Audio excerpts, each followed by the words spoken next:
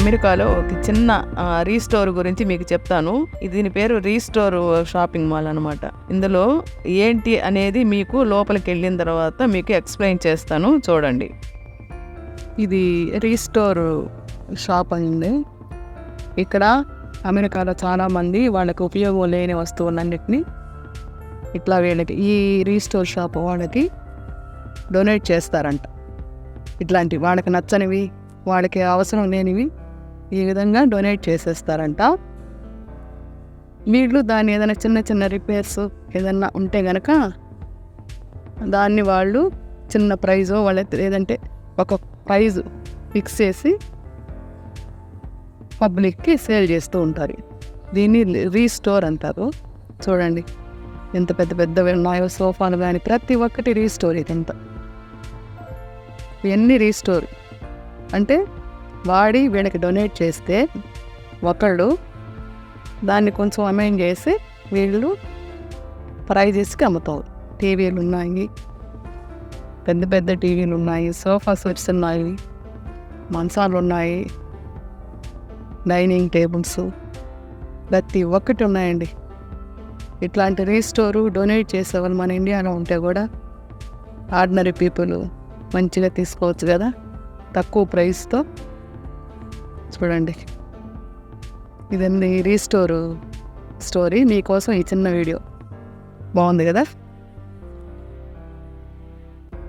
ఇది కూడా ఇది చూడండి. ఇది ఎవరైనా హిందూస్ ఏదన్నా గుడిలాగా చేసుకోవాలన్నా చిన్న చిన్న బీరువాలు కూడా, ర్యాక్స్ కూడా ఉన్నాయి, ఆఫీస్ ర్యాక్స్. చూడండి ఈ కుర్చీలు ఇవన్నీ అంటే వాళ్ళు వీళ్ళకి డొనేట్ చేస్తే వీళ్ళు ఏదైనా చిన్న చిన్నవి ఏదన్నా ఉన్నా, చిన్న చిన్న రిపేర్స్ ఉన్నా అమెండ్ చేసి, కలర్స్ అలాంటివి ఏదైనా అవసరమైతే వేసి దీన్ని వీళ్ళు సేల్స్ చేస్తారు. ఇంతేకాదు జిమ్ముకు సంబంధించిన ఐటమ్స్ కూడా ఉంటాయి ఇక్కడ.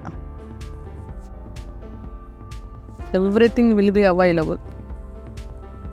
పెద్ద పెద్ద సోఫాలు,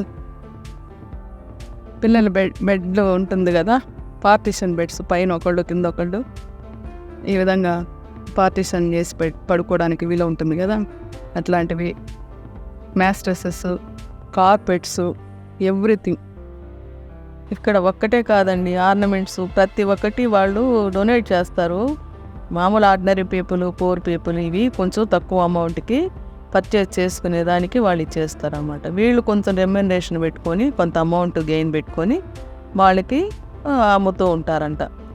ఇట్లాంటిది మనకి ఇండియాలో కూడా ఉంటాయి అక్కడక్కడ, అలాంటిదే అనుకోండి ఇది కూడా. ఇండియాలో కూడా అక్కడక్కడ సెకండ్ హ్యాండ్ వస్తువులు, ఫర్నిచర్ అమ్మే షాప్స్ కూడా ఉంటాయి అనుకుంటాను. కానీ ఇది మాత్రం చాలా పెద్దది. నేను ఒక పార్ట్ వరకే చూపించాను మీకు. జస్ట్ నా అనుభవాలు మీతో షేర్ చేసుకుందామని నేను వెళ్ళినప్పుడల్లా ఒక చిన్న చిన్న వీడియోస్ చేసి మీకు పెడుతుంటాను మధ్యలో. మీరు కూడా ఎంజాయ్ చేయండి. Thank you for watching video.